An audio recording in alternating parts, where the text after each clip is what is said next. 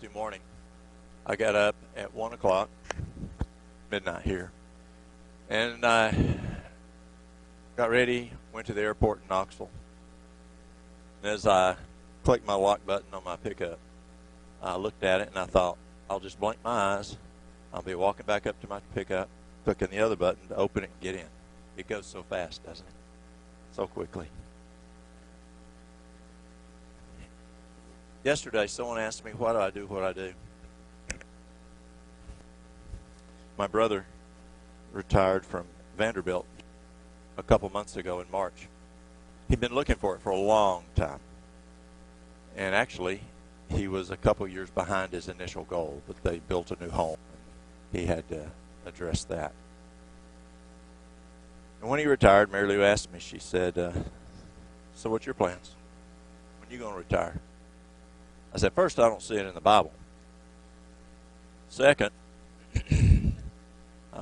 as long as God keeps me going, I'm going to keep doing this.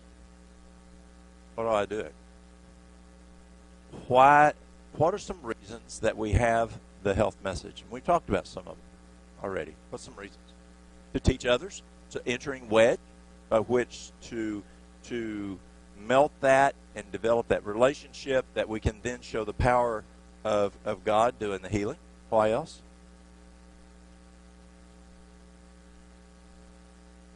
Pardon?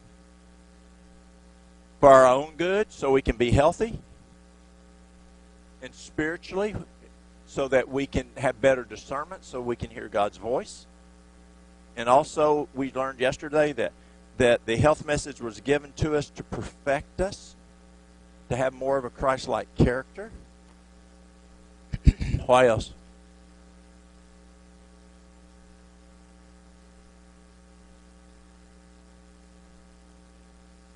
Okay? There is a benefit. One person touched his ear. The Old Testament. Why? What's the pastor been talking about? What has the morning devotions been talking about? The coming, yes. And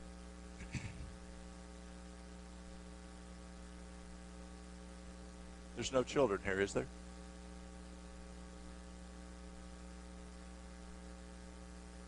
It is going to be a time as never before. And we think we've had hard times. Just go some other places or read history books. But probably what opened my eyes the most is when I went to Rwanda. And I learned, and people would talk to me and tell me that the conference president, his wife, had gone for safety to the church. And the Hutus came with machetes and just chopped up his wife and his eight children.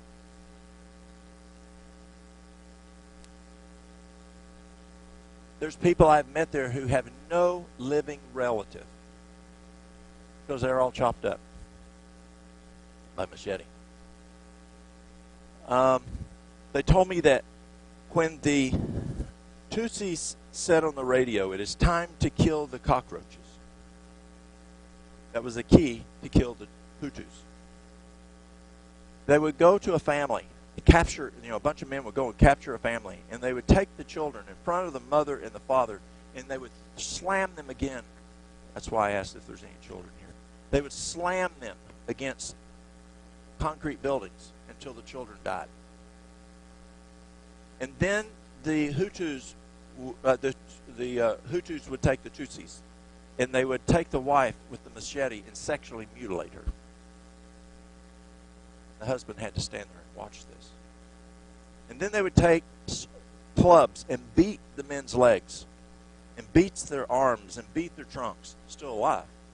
And then they finally take a machete and chop him in the head. And you go to the museum, the Genocide Museum, and you read about this. And there's just thousands of skulls with machete marks in them. Ladies, how well would you hold up watching that happen to your children or grandchildren? Fathers, how well would you hold up having that happen to your children and or your grandchildren. Husbands, how well would you hold up with that happening to your wife? Daniel 12:1 says it was be a time as never before. To me, that's pretty terrible awful. We go back in history, and it's just been terrible, terrible times. God has given us the health message to prepare us to be stronger, healthy, strong mentally, physically, to prepare for that time. Stronger mentally that we can discern God's Word, that we can prepare for that time, and we can have the strength to have that relationship to go through that time. If you're hurt, if you can't think good, can you discern as well? Can you hear God's Word as well? No. And yes, we've talked about it's not our body, it's God's body, and we're just caretakers. But y'all, there's a time about to come as never before. Worse than the Hutus killing the Tutsis. Are we ready for it? And God has given us the health message to prepare us for that time.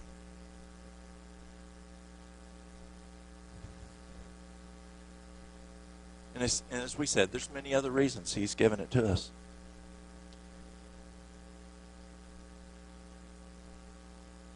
Oral microbiome.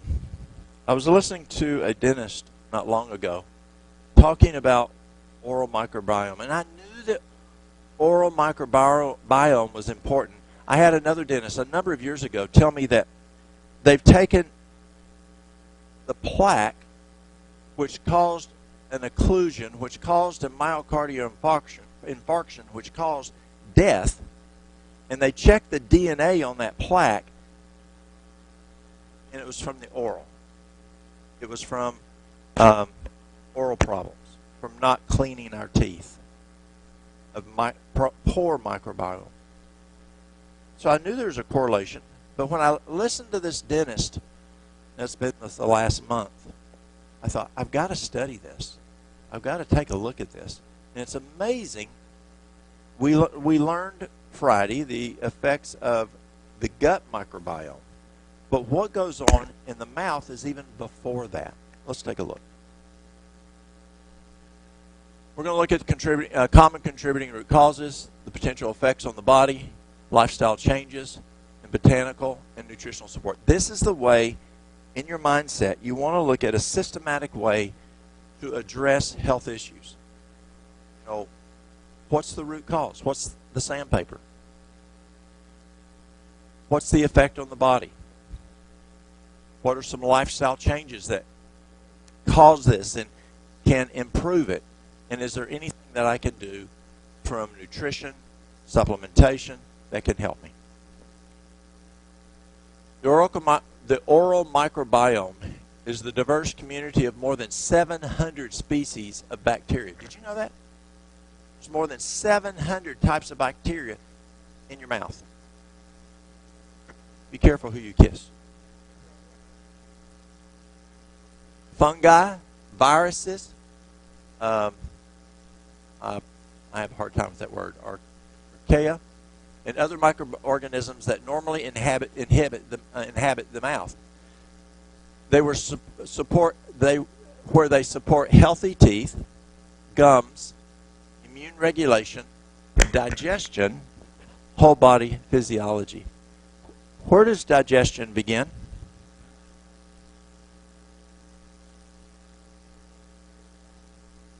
Where?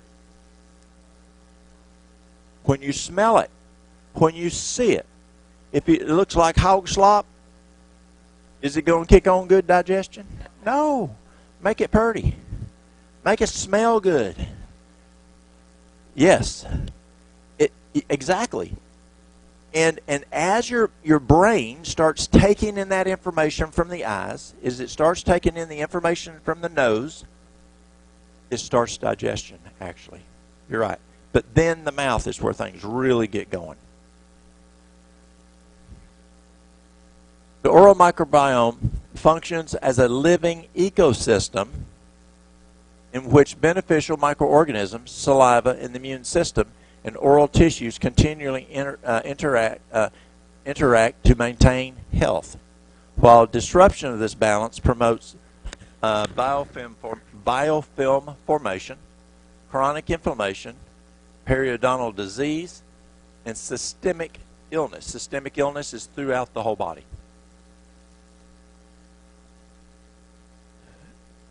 The microbiome is the gateway to whole body health.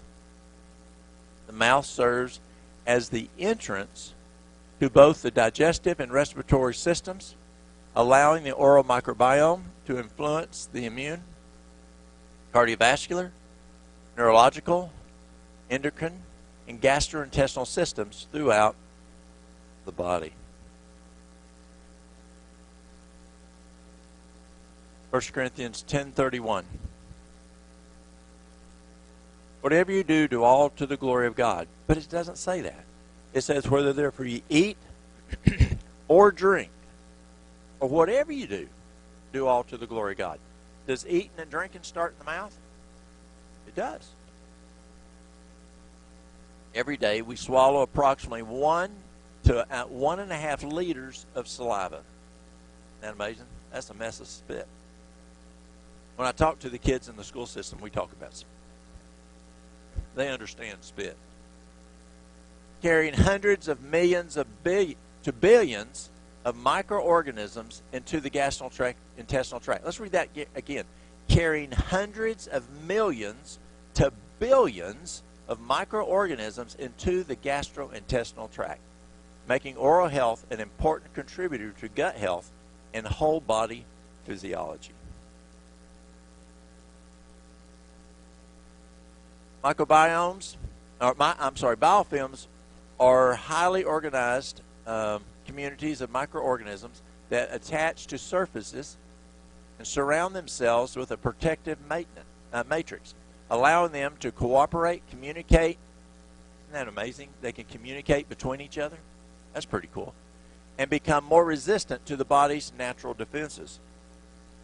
Rather than living as individual free-floating organisms, microorganisms within a biofilm function together as an integrated community that share nutrients, exchange information. Was David right? The body is fearfully and wonderfully made. And it happened with a big boom, right, John? Exchanging information between each other and protects itself from environmental threats. Dental plaque is a living biofilm that continually develops on the teeth and gums, becoming increasingly complex over time and promoting tooth decay and periodontal disease if not regularly disrupted. The protective matrix surrounding the mature biofilms limits the penetration of saliva, so it doesn't allow the saliva to get in and do its job on the teeth and the gums, immune cells, antibodies, and many antimicrobial agents, making regular mechanical disruption essential for maintaining oral health. So we've got to do mechanical. The primary purpose of brushing is not simply to remove food particles, but to mechanically disrupt bacterial biofilms before they mature into destructive microbial communities. And if we don't do that, they get harder. If we can, as Barney said, nip it in the bud, before they stay there, they will get harder and harder and harder. So finally, you have to get it taken off by a tool. Dental floss mechanically disrupts biofilm, so flushing mechanically disrupts it. Flossing also mechanically disrupts bacterial biofilms between the teeth and beneath the gum line where toothbrush bristles cannot reach, reducing inflammation and helping maintain a healthier oral microbiome. Why is tongue cleaning important? I'm not going to ask who cleans their tongue. But it's just something my dad taught me when I was a little boy. He just brush that tongue. Some people use a device and scrape it. But there's people who don't clean their tongue. Is that a problem? The tongue contains thousands of papillae, I forgot how to pronounce that. Papillae, that's right, papillae, that harbor large numbers of microorganisms, making regular tongue cleaning an effective method for reducing bacterial reservoirs, improving oral hygiene, and decreasing halitosis. Now, what's halitosis? Bad breath. Yeah. People come to me and they say, what can I do to get rid of bad breath? Well, the first thing is brush your teeth and brush your tongue. But a lot of times the bad breath comes from down here. But first place starts in the mouth. But isn't it interesting here that it contains so much microorganisms that are bad ones just laying on top of the tongue? Again, be careful who you kiss. Why professional dental cleanings are necessary. Once dental plaque hardens into calculus or tartar, it cannot be removed by brushing or flossing alone and requires professional removal to reduce chronic inflammation and restore periodontal health. Now, why do we have to move that plaque? So that the saliva can get in there and do its job to protect the teeth and protect the gums. But when that plaque gets so hard, it's not able to get in there and do its job. And then we can start having that oral decay or tooth decay. Biofilms are found not only in the mouth, but also within the sinuses, lungs, gastrointestinal tract, urinary tract, chronic wounds, and on implanted medical devices, thus explaining why many chronic infections are difficult to eliminate.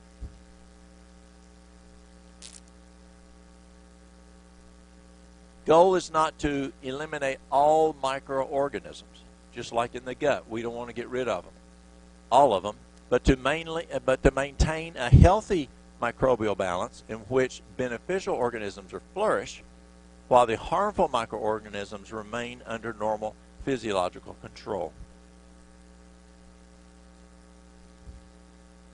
Why didn't traditional cultures need toothbrushes? That's a common question out there.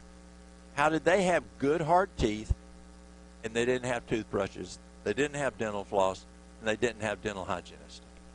Well, who's ever studied any of Winston Price's work?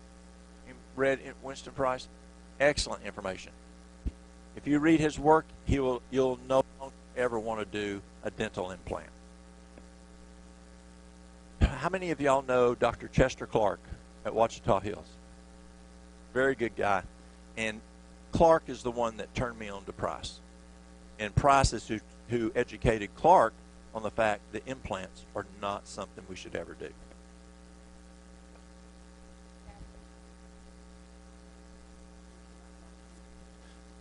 Right. So according to the communication I had with Dr. Clark and reading Price's work, an implant stops blood from getting to the area to clean it out. So if you have something goes on infection-wise, it stops the blood flow from getting in there to do its job to get rid of the infection.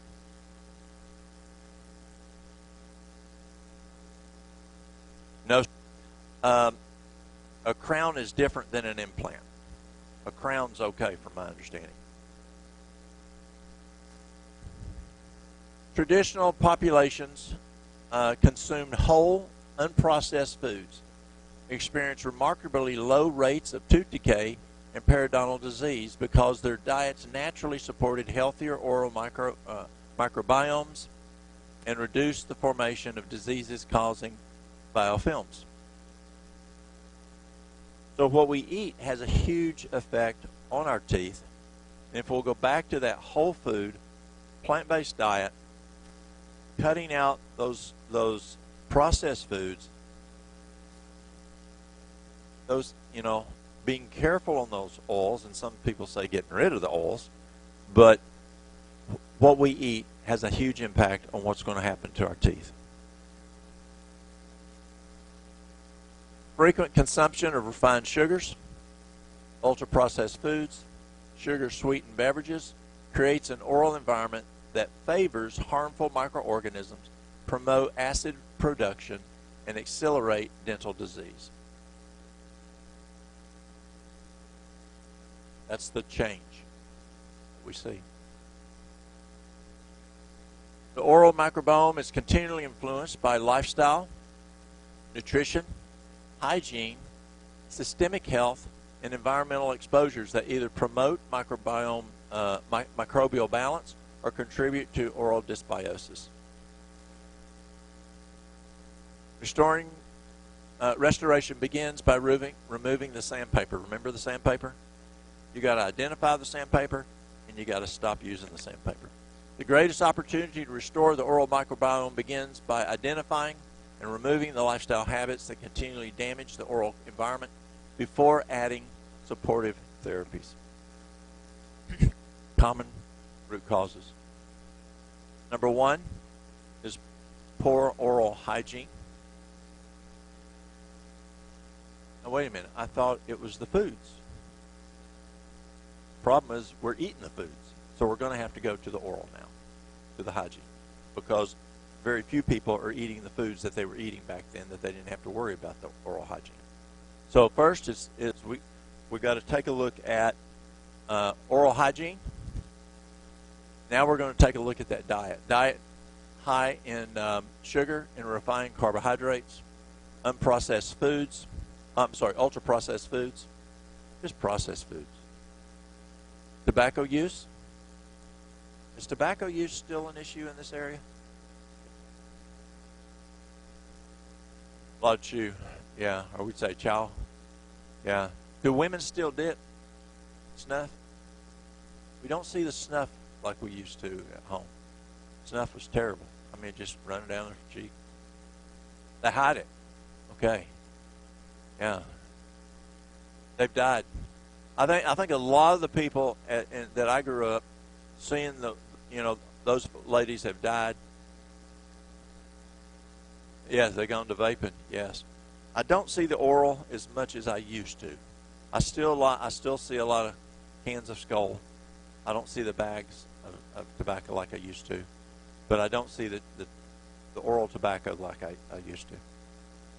But whether it's oral tobacco or smoking, but vaping, is that okay? No. And what's the issue that we now call popcorn lungs? It's a huge issue that we're trying to figure out how to. Yes. Some medicinal properties. It does. And I'm not sure. Yeah, I don't know if you have time to mention what might. Yeah. If you want to grow good tomatoes, put a little backer down there along with your Epsom salt, and your tomatoes are going to grow a whole lot better. Well, for human use. Yes. Another example for humans. When folks lost smell and taste, we did see benefits of using a nitro patch. But what's the disadvantages? Cardiovascular disease, or people tell me that they just, they feel better, if they'll smoke. I don't know, but is it going to mess up their lungs? Is it going to mess up their heart? Is oral tobacco going to make you more prone to oral cancer, esophageal cancer, and stomach cancer? So you've got to look at, just because it works doesn't mean it's good. There can be a lot of side effects too, just like pharmaceuticals have a lot of side effects. Dry mouth.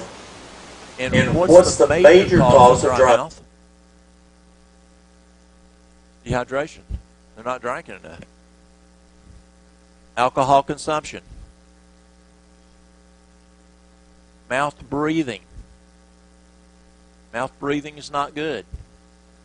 You want to breathe through your nose. Inadequate nutrition. Diabetes or poor blood sugar control. It's interesting, the correlation back and forth with oral hygiene and diabetes and oral hygiene. They can both exacerbate the challenges. Vitamins and mineral deficiencies. Chronic psychological stress. Number one diagnosis in America, stress. Inadequate sleep, huge problem today. Either falling asleep or staying asleep, or getting enough hours of sleep. Sleep's just a huge issue that we find. Acidic foods and beverages, periodontal disease, dental plaque and mature biofilms, certain medications can make you more prone to oral issues there with the oral biome, microbiome, aging, impaired immune function, just overall systemic immune function, inadequate professional dental care, where they're going through and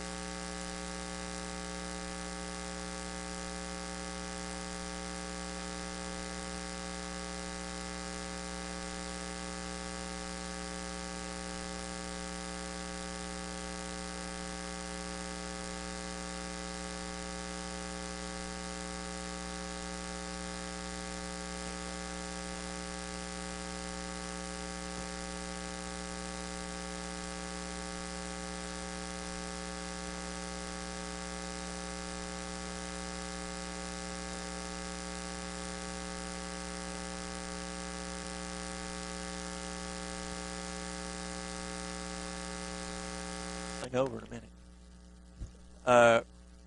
Periodontitis, halitosis, tooth loss, cardiovascular disease. We talked about that just a moment ago. Just one of the factors on cardiovascular disease, you can actually have plaque in the vascular system, which was caused by oral microbiome issues. Strokes, same situation. Type 2 diabetes. So let's go back and look at root cause. On type 2 diabetes, when I left healthcare and I told corporate I was going to work in an industry that could reverse diabetes, corporate told me I was crazy. Looked me straight in the eye and said, "Walt, you are crazy. Ruin your reputation in healthcare. You cannot reverse diabetes." Well, Mary Lou says I have a problem to keep my mouth shut. And so I said, not even that. It even improves type 1 diabetes. And my boss looked at me and said, "Walt, you are stupid. It cannot be done. You're going to ruin your reputation." But guess what? Yes, we see reversal of type 2 diabetes. Yes, we see significant improvement in type 1 diabetes. Why? We're understanding physiology. We're not just studying pharmacology to treat signs and symptoms. We're now looking at studying root cause or physiology to remove the cause, and the disease goes away, or at least significantly improves. So as we look at type 2 diabetes, we have trillions of cells, and around each cell you have insulin receptors. And that insulin receptor opens and closes, and what happens is if you have type 2 diabetes, you have insulin resistance. Well, so your cell uses up glucose, insulin opens the door, allows more glucose in from the blood, and that's why you have high glucose, and your blood glucose goes high because this door just don't work right. And your cells aren't getting adequate glucose, and your blood has high glucose. And so there's three major things that causes this door not to open well that I've found. One of them is if the cell's too big. And all you do is, it's kind of like in the wintertime, when you're trying to open the door and it's swollen. You know what I'm talking about? Or the window don't open right because it's swollen. Well, the same thing's with the cell. If you're outside ideal body weight, the door just don't open as good because you're swollen. Shrink it down to ideal body weight. And when that happens, the door can now start opening right, just like the window or the door can start working right. Another cause of that, excuse me, another cause of that receptor not wanting to open right is the insulin receptor gets clogged up. You know, kind of like you got a piece of, we talked about it the other day, the farm equipment, it gets gummed up. And so you clean that off. Or if you drive tractor trailer and your fifth wheel gets, you got to clean it every once in a while and put new grease on it. Well, what happens is that receptor gets gummed up. And Duke University found three foods that have a fat that gums up the receptor. And that is oil, any kind of oil, vegetable oil, whatever kind of oil. Dairy and meat. All three of those foods contain a fat that clogs up that receptor. And Duke University found that when you stop all oil, all dairy, all meat, the body goes in there and literally cleans that receptor off, just like you took, a putty knife and cleaned off that fifth wheel and cleaned it off really good. Maybe even washed it with some kerosene or something, and then you put some new grease on it. So you've got to stop that fat in those three foods. Another thing that causes the insulin receptor not to work well is inflammation. And that inflammation, we've talked about just our first talk on Thursday. What causes that inflammation in the system? That causes the door not to open right. So what happens is when your oral care is not right and your oral microbiome is off, it causes systemic inflammation. If your oral microbiome is not, if you haven't gotten rid of the bad guys, those bad guys cause systemic inflammation. That then causes inflammation in the cell, which then can cause that door not to open right. Yes, processed foods. Yes, a low vitamin D can cause the cell not to open right. Yes, toxins can cause the cell not to. There's many reasons that can cause inflammation in the cell not to open right. But oral care can be one of those reasons. And you could be doing every other one right. But if you don't have good microbiome in the mouth, that one alone can cause that receptor just not to work right. So we have to look at every single thing. Is God a God of order? Yeah, He is.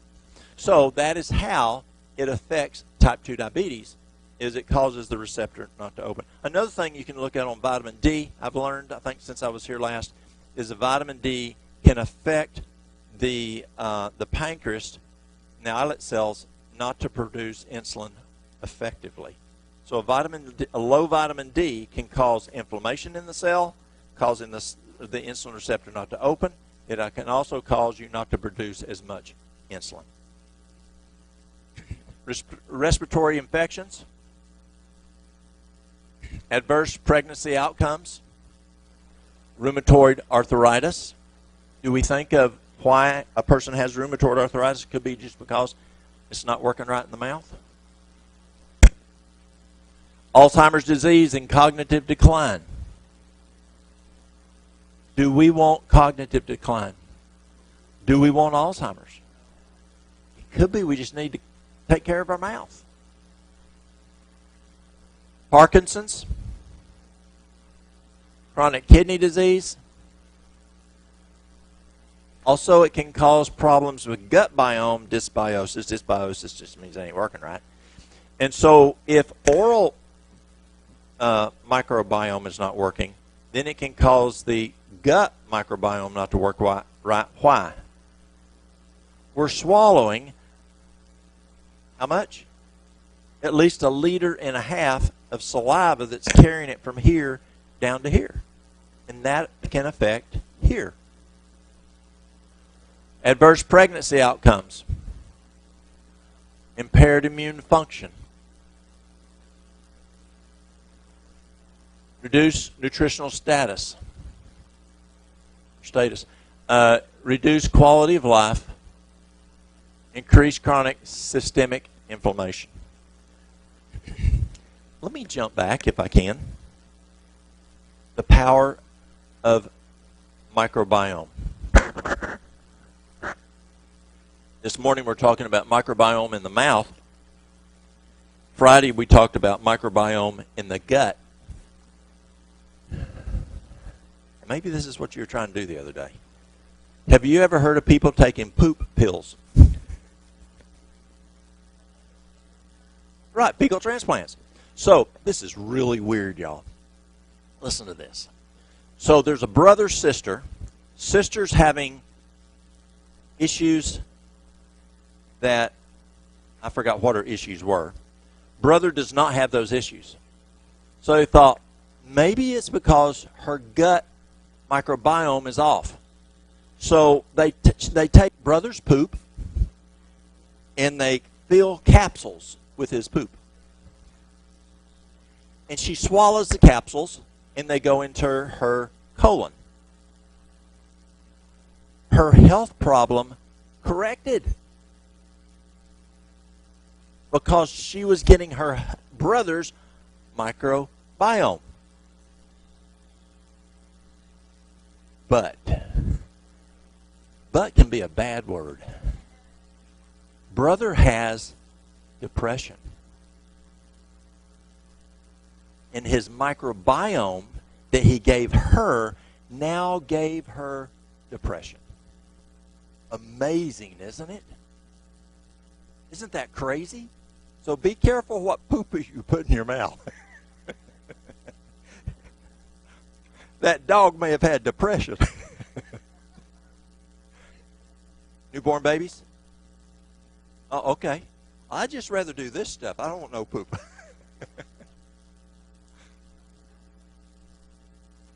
Restoring a healthy oral microbiome begins by removing the factors that promote oral dysbiosis. That's where it ain't working right. While supplying the body with the conditions necessary for normal physiological function.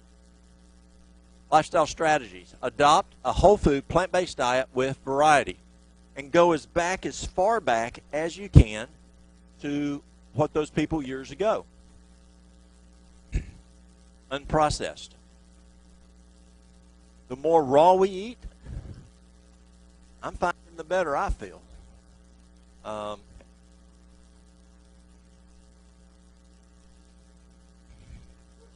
Did they have a stove in the Garden of Eden? Did they have a microwave in the Garden of Eden? They had raw food. Raw food diet. Practice excellent oral hygiene. Eliminate refined sugars and frequent snacking.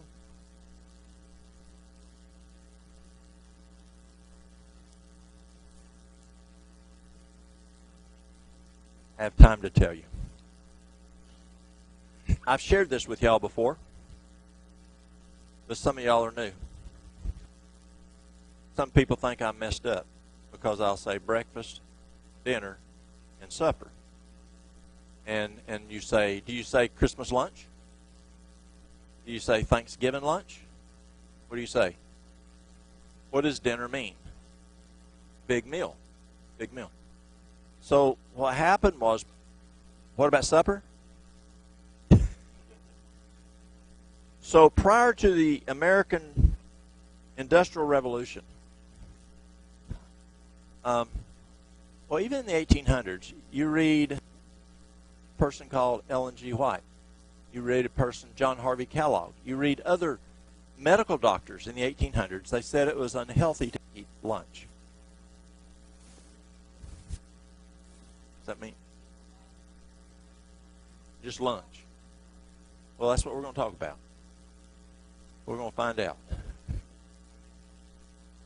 Prior to the Industrial Revolution, where did most families work? On farms. On farms. So husband and wife are out there working. Wife comes in, fixes food for family, for husband. She fixes breakfast. She fixes the noon meal, which they call dinner. She fixed supper. And then the Industrial Revolution came. And those places where, to the factories, could she go and fix that big meal? No. So she sent him a little meal. Well, back then, they used a word called midnight lunch, or a lunch between meals. It's the word we use for snack. Back then, they used lunch. And so it meant little meal. So wife sends little meal with husband to the factory. So it's no longer big meal, so it's no longer dinner. So when he comes home from factory, well, I need to fix him a big meal now. So she fixed a big meal, and so they moved the big meal name, dinner, to evening, to where it used to be supper. The farming people, wife's still at home. She's still fixing breakfast, still fixing dinner, still fixing supper. So that's where you see the difference in farming folks sometimes saying breakfast, dinner, supper, where you see city folks who their family went and worked into factories saying breakfast, lunch, dinner. So I come from a farm, so that's why I say breakfast, dinner, and supper. So what does this have to mean? Eliminate refined sugars and frequent snacking. Used to be that would have been frequent lunching. Drink adequate water. Why do we need adequate water? For oral dysbiosis, to prevent oral dysbiosis. Body's made up of water. It's how the body runs. So when you're dehydrated, you don't produce as much spit, saliva. And you need saliva to make everything work in the mouth, for the mouth function to work, but you also need it for digestion. Because when we chew our food, we should chew our food until it becomes baby food consistency. People say, how many times should I chew my food? I don't know. Till it's pureed. And that can be different based on what you stick in there. And my kids give me a hard time. They say, Dad, you chewed that over 60, 70 times. Oh, I don't count. It's just, I ain't going to swallow it till it's pureed. Because I don't have teeth in my stomach. But also what's going on there is you're mixing it. It's a mixture. And you're impregnating the food with amylase, protease, and lipase that's in your saliva. And as you chew, you produce more saliva. But if you're dehydrated, you don't have as much saliva. Therefore, you don't have as much amylase, protease, and saliva. Amylase, protease, and lipase. In the first part of the stomach digestion, you need that for digestion. And so you don't have complete digestion. And so you don't break down the micros to the macros as well. And I remember Dr. Agatha, as we go and speak at places, she'd say, you got to chew your food. It's one of the most important things. Chew, chew, chew. Chew your food. No. So what does drinking water during the meal mean? We got to drink water, but we drink it between meals. So what happens when we drink it with the meal? One, we don't produce as much saliva at that time. We then, have you ever eaten my favorite sandwich is a tomato sandwich. I love tomato sandwiches. And when you're chewing that tomato sandwich and you grab that water, grab that milk, whatever, take a big old swallow, have you ever swallowed part of that sandwich before totally pureeing it? Yeah.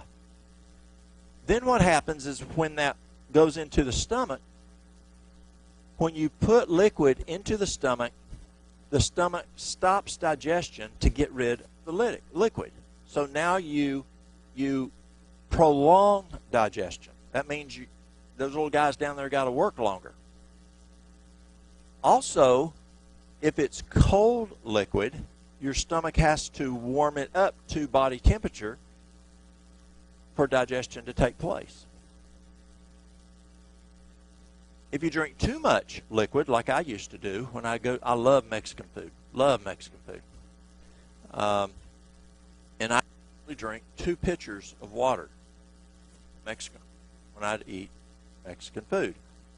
And so you can literally put so much food in your stomach that little sphincter down at the bottom of the stomach can't hang on to it until it's finished digestion, and you start seeping chyme, which is the food being broke down prematurely, and it's not plumb broke down as it should before it goes into the duodenum.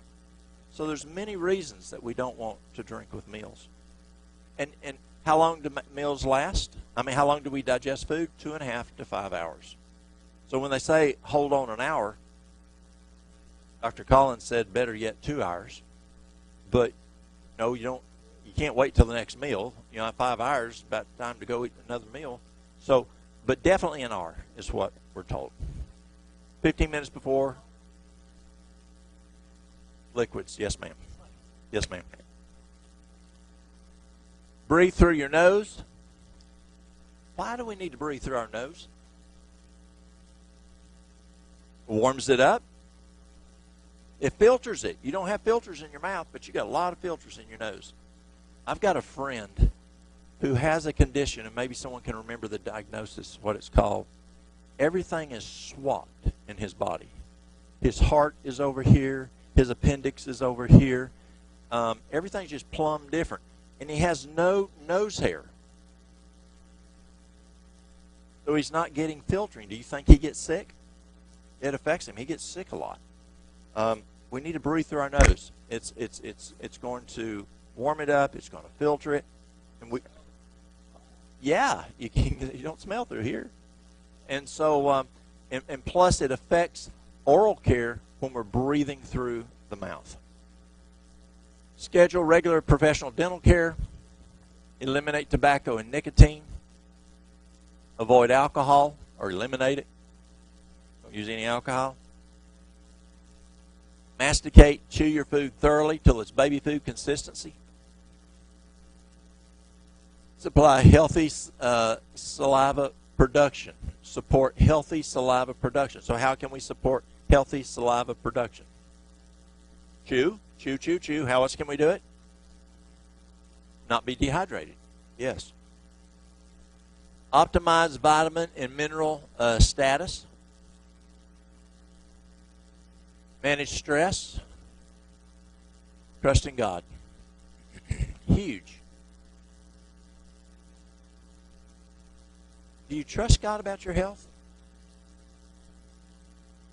You should. I have people come in, and I say, can we pray about this issue? No. Why?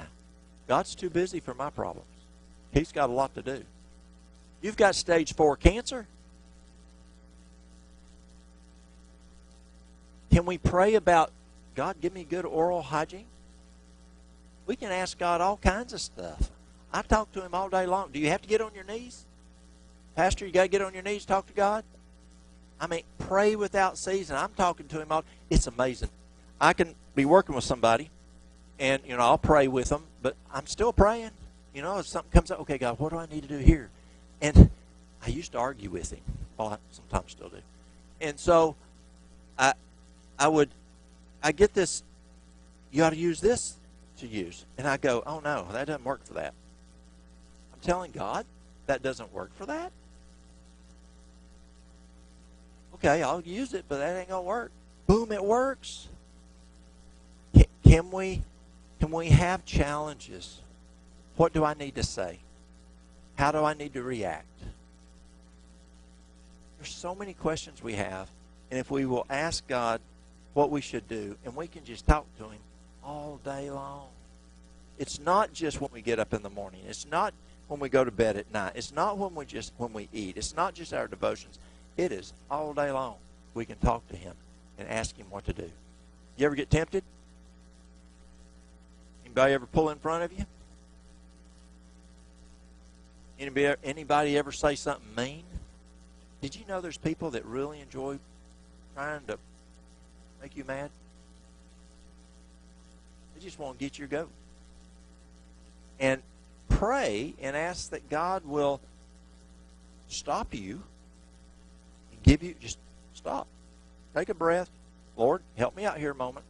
My nature is not to deal with this like this. Is that okay? We can also ask him to help us with any of those stressors. God has that ability. We think AI can handle everything and remember everything. It ain't got nothing. God is able to be there to help us at all times, and it's very important. Obtain restorative sleep. Not just sleep, it needs to be restorative sleep. Are you getting to sleep? Are you getting that 8 to 9 hours, which the Breslow-Belloc study says if you get less than 8, you die quicker, and if you get more than 9, you die quicker? Are you getting those hours before midnight that are twice the hours of sleep after midnight? I call it the turbo sleep, which Harvard says we're to be asleep by 9 o'clock, because from 9 to 10, the brain does a deep clean. From 10 to midnight, it does a thorough clean, good flushing. Are we getting that contiguous sleep that we're getting into REM sleep? Sleep is so important. So it's not just are we getting sleep, is it restorative sleep? Engage in regular physical activity. Protect the oral microbiome during antibiotic therapy. If something happens and you've tried everything out there natural, and God has told you to use antibiotics, it's going to kill oral and gut microbiome. You're going to have to use oral probiotics. You're going to have to use gut probiotics. So if something happens and you have to use, I cannot tell you the last time I took an antibiotic. No idea. I mean, it's been, I don't know. I know it hasn't been since I was 40.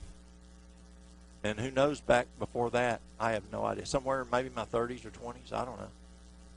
And I use things that are very powerful. Do I get sick sometimes? Yes.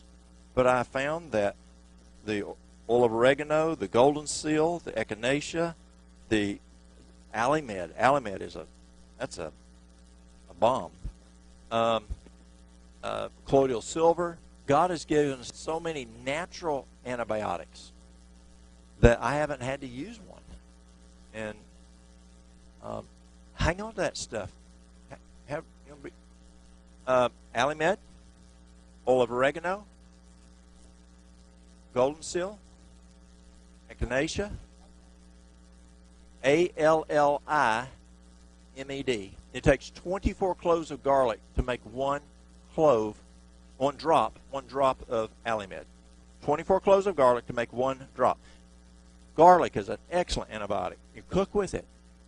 Onion is an antibiotic. God has just given us so many phytochemicals that are antibiotics, and they don't kill off the good bacteria. Yes. Salt. Yes, salt water is amazing, especially during, this is really interesting. When you have a toothache, most folks think, well, I'll use clove oil. And that's probably the big, powerful guy. But they found that when you swish your mouth with salt water, it disrupts the chemical communication that's causing the pain, and it can lower the pain level by swishing with salt water. There's another question. My people were destroyed for lack of knowledge. And this is the problem. We have many of us, at least me, that we do the wrong thing because we don't know. That's why you're here. We might not give the importance needed. So we have to work with ourselves. We've got to do self-study. We've got to go to camp meetings where we can hear the Word and learn things that we ain't learned before. God says, why did He say we're supposed to have health talks at camp meetings? The same reasons we talked at the very beginning, why health is so important. We're to have health talks at camp meetings. We're told by inspiration. That's exactly right. And so we have to diligently study. Yes? Mentioning about how the mouth affects the body, there was a man we talked to, and he said he had to have hip surgery, but he had to get rid of his bad teeth before they would even do it. Right. And then also veterinarians know the importance of keeping the animals' teeth clean for their health too. It's true. Yeah, Yeah, there there are are times people come into me and say that they got to get rid of their oral issue before they'll take them in to do, especially cardiac. Especially cardiac. Yes. Yes, sir. Crowns are okay, but what about root canals? That's the one you don't want. Root canals. You instead You You can pull it. That's probably the safest thing to do. There's a debate on implants, but the safest thing is just plumb pull it. you're probably familiar with, and there's the southern kind of medicinal use of turpentine and kerosene. What do you got to say about that? The question is, what do you do about using turpentine and actually coal oil? Coal oil was the big one. My great-granddad was a veterinarian. Before he became a veterinarian, he was a nurse. Before he was a nurse, he worked for John Harvey Kellogg at Battle Creek. And if you were sick, you better run because you were taking coal oil. In the spring, we have something called spring cleaning. And spring cleaning is where you take turpentine and put it in a spoon and remember how we used to feed horses sugar cubes? You take one of those sugar cubes and put it in the turpentine. And it has two reasons. It makes it taste better, but it also helps in the process of killing the parasites. And it's because so many people in the South ate hogs. You're very prone to parasites when you eat hog meat. And so farmers are smart people. They are. And you don't survive if you ain't smart. And so they would do at least spring cleaning. Some would do fall cleaning. And they would take turpentine and put a sugar cube and give it to everybody in the spring, some spring and fall. Right now, I can only find turpentine pretty well in the paint department. So I'm not interested in taking paint department stuff inside. I like black walnut, wormwood, clove. Those work excellent for parasites. Do a half an ml twice a day, crescendo to 2 mLs twice a day for over a 2-week period. That's going to kill everybody. And then stop for a week, and then repeat half ml BID twice a day, and then crescendo to 2 mLs over a 2-week period, and then that will kill the babies that just hatched. And that works very well. You can add a binder to it. Years ago, we didn't have binders. You know, they didn't do a binder when we did turpentine, but some people use they'll use activated charcoal. So what's the formula? So black walnut, wormwood, and clove, and you'll do an extract of that.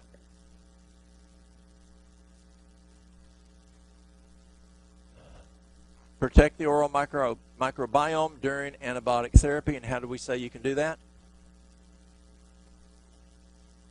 Number one is don't do it. Don't do it. Just, if you don't want a whooping, be good. You know, pardon? Oral probiotics and gut probiotics. Yes. Yes.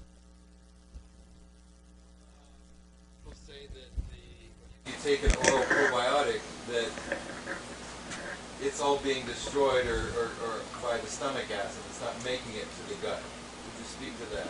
So the oral probiotic I'm talking about here is a probiotic just for oral microbiome. And so you take a lozenge and you just suck on it before going to bed, and it just sits in your mouth and does what it needs.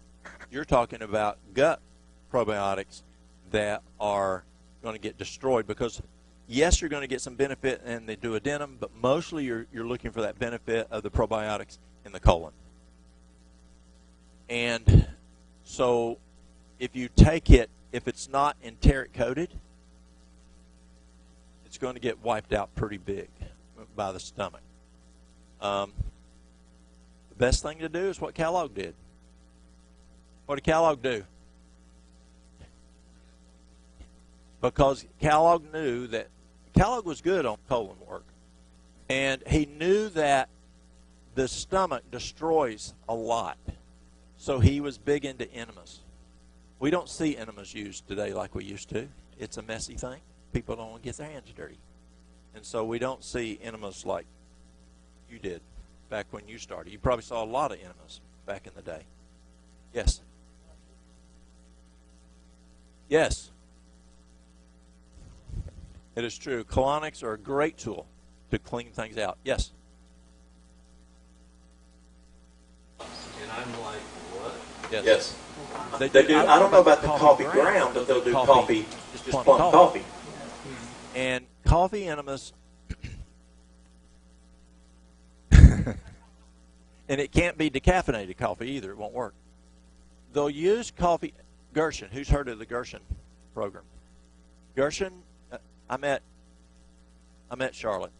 Yes, over at one of Danny's, probably '01, there at Lodi. And she spent so much time trying to convince me that I needed to, and everybody I worked with needed coffee enemas every day of the year. I didn't agree with that. And I mean, she was quite a bit older than me. It was, yes, ma'am. You know, that's the way I was trained. Just respect, listen, not to argue with her. But a good friend of mine, which some of y'all know, he started out as an ER doc, and then he read Spirit of Prophecy more in depth, specifically Ministry of Healing. And he's going,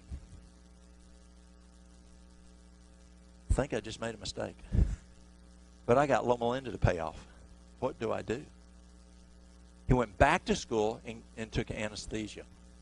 And he says, people do need anesthesia when they're in a car wreck and they have a compound fracture. You know, you don't want to do that without anesthesia. And there's reasons for using anesthesia. And so he went back. He does anesthesia now. His grandmother was very sick with cancer, stage 4 cancer, dying. And she was on a morphine pump, and cognitive function was not good. And so I started to say his name. He flew down to Tijuana. He met Mrs. Gershon, spent time with her. She taught him how to do a coffee enema for pain. Flew back, taught his mother, who's a nurse, and his aunts how to do coffee enemas for his grandmother. They were able to discontinue using the morphine, and it significantly reduced the pain to where then her cognitive function, and she had that communication with her family before she passed away. They also use coffee enemas as liver cleanses, but I found that milk thistle and dandelion do an excellent job. So you've got tools, and you figure out which is a better tool.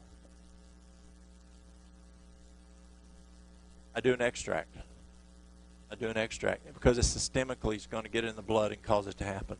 So I do 2 mLs of milk thistle, 2 mLs of dandelion root, not leaf, root, and 1 to 3 times a day. If you're dealing with, say, edema, like congestive heart failure, you've got fluid in the lungs, you got edema in the legs, then I'm using leaf, and that works excellent for edema. Yes.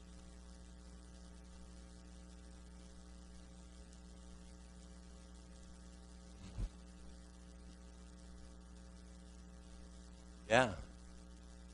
Sure. Is that caffeine? They tell us that the caffeine won't affect us when using it as an enema, but it's the colon absorbs. I mean, that's why Kellogg used it. Yes. Tincture of the dandelion root and the capsules and the powder. They are. I use I extract. I don't use the tincture. Tincture has alcohol. Yes, you can pour boiling water on it, but I'd rather go with the extract if I can. So yes, it does, but the liquid is just works very well.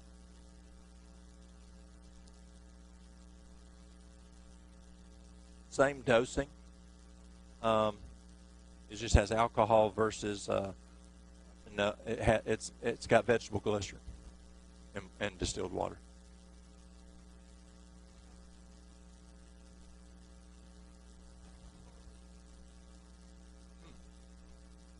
So it must be a leaching of the calcium, maybe, or prevention of the absorption of calcium.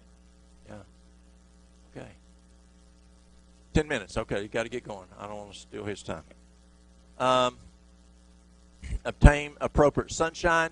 What are we looking for the sunshine? The vitamin D for the immune system. Maintain healthy blood glucose and body weight. Treat the mouth as part of the whole body. So when we think of the mouth, we think of the mouth not just for eating food or kissing, but for what goes on in the mouth affects the whole body. Practice constant daily stewardship. Is that important? Are we a steward? Restore physiology, then maintain it. So get it to where it belongs, and then keep it there. Just like restore that tractor, restore that car, restore that piece of furniture. Now take care of it. Don't let it get messed up again. Caretaker's principle: remove what harms, supply what is needed, trust God with the outcome. That's a big part here, y'all. It is not you. It is not the milk thistle or the dandelion. Yes, we got to do our part, but it's God is what is the power. Don't ever forget that, or you'll fall and bust your nose. Botanical and nutritional support should complement, not replace, a whole food, plant-based lifestyle that restores the normal physiology of the oral microbiome. It's a backup. Clinical Pearl: whenever safe and appropriate, botanicals intended to support oral health may provide better benefit when allowed to contact the oral tissue before swallowing. Since direct exposure can influence oral biofilms, gingival tissues, and the oral microbiome in ways that systemic absorption cannot. So what that's saying is there's some things that you don't want to take in a pill. You want it to to touch your mouth, both food such as pomegranate juice, or herb like turmeric. You want that to touch. So let's look at them. Probiotics. And again, you can use a probiotic. There's a dentist in town. He came to me and he said, "Walt, I don't like selling things out of my office. This is an oral probiotic that works extremely well." And he's the guy who taught me about what goes on in the mouth has been tracked back to the heart. And he says, will you carry these oral probiotics so I can send my patients up to do that? That's a no-brainer. Yes, sir. So bring them on. And so it's just a little lotion, or you just suck on it, and it, right as you go to bed, and it dissolves, and it sits in there and provides that good probiotic in your mouth through the night.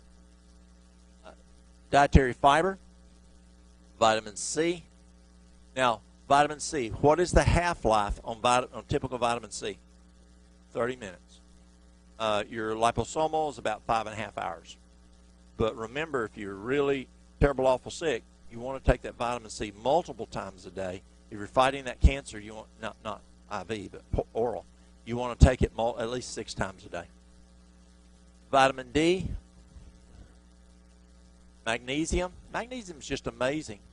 And remember, and I mentioned to y'all about my friend who's the hospitalist in Chattanooga, that 90 to 95% of every patient admitted into that hospital, their magnesium and potassium was low. Zinc. Again, men are more prone to lose zinc. Coenzyme Q10. Again, that turmeric. So that turmeric you don't want to take in capsules for this function. You want to, I was at a camp meeting at North Carolina Conference one time in Junaluska. Dr. Thrash is speaking. They said, Dr. Thrash, or she was talking about taking turmeric every day. They said, how do you take it? I take a teaspoon twice a day. How do you take it? Well, I put it in a glass of water and twice a day. Well, how much water? She goes, oh, how much nasty do you want to drink? You know, she just had a great personality. But you want to swish it in there to get it on those gums, up in the gums. No? No? It'll discolor your Vitamixer. Garlic's huge. Pomegranate juice. Pomegranate juice is good for many things. There's a chemical in pomegranate juice that's not in anything else, phytochemical-wise, that's super good for the heart. And we're learning more and more about the benefits of pomegranate. And pomegranate juice is really good to swish in the mouth. Just swish it, swish it, swish it, and it's just really good. Cranberries, xylitol, omega-3 fatty acids, quercetin, bromelain, NAC, resveratrol. And where can we get resveratrol? Concord grape juice. Yes, where can we get bromelain? Pineapple, but it's most concentrated in the core of the pineapple. Boron. Boron, you can just do a boron capsule, like 75 milligrams. It's really good for bones for ladies. You can actually, we had a lady over in North Carolina I was working with, and she did 150 milligrams of boron a day. That's all she did for her osteoporosis. In a year and a half, she had no osteoporosis at all. That's it. She took 150 milligrams she learned Dr. Fletcher's. You knew George Fletcher's, didn't you? Dr. George Fletcher's. He was over in Fletcher. And he just had her do 150 milligrams a day and gone. Food first. If we can get the nutrients in food first. I remember when I was taking nutrition from Cornell, and I called Dr. T. Colin Campbell, he was professor, and I said, Dr. Campbell, I'm getting really good effect. There's a doc at Florida Hospital taught me that if patient was stressed, he said, Walt, if you want to help your patients with stress, it's the best thing I found. Be complex, and it will really help your patients with stress. So I was doing 100 milligrams, or actually a B100, which is milligrams, micrograms, depending on which vitamin B. But it's a B100. And I was doing a B100 each meal. It's best to take with food for some people or liquids because it can hit the stomach kind of hard. And I said, Dr. Campbell, this is the outcome I'm getting from doing B100 3 times a day. Tell me what food I can use to get that. And he said, Walt, you can't get that amount in food. You can get B vitamins, not what that's giving you. And just like Neil Nedley says in his book, Depression the Way Out, there's times that you want to go for the food, but sometimes the food just doesn't have enough. You're going to have to add extra. Like lithium. Lithium is, y'all used it in Russia, right? The lithium springs. And you can drink the water, you can take lithium baths, and you may, if you're having some challenges, it's great for stress, anxiety, depression, bipolar, schizophrenia, any of those issues. It's really good. Also, lithium orotate helps to prevent dementia. So if you're wanting to prevent or slow down dementia, taking lithium is very, very important. It's lithium orotate. So some things our food has, some things our food doesn't have. And last, restore physiology and maintain it. And again, why are we talking about this as we close? Yes, it's good to personally be healthy. It's good to feel good. But don't be selfish. Don't keep it all to yourself. It can be used as evangelism. It can be used to prepare the body for a time as never before. It can be used to take care of the body that's not ours, and we're just a caretaker. Christ bought it. Corinthians 6 is very clear there. Corinthians 3 is very clear if we don't take care of it. But also, can your actions affect your spouse? Can your actions affect your children and grandchildren? Absolutely. I encourage you to take a look at health, grab a hold of it. Y'all, there ain't much time left. Yes?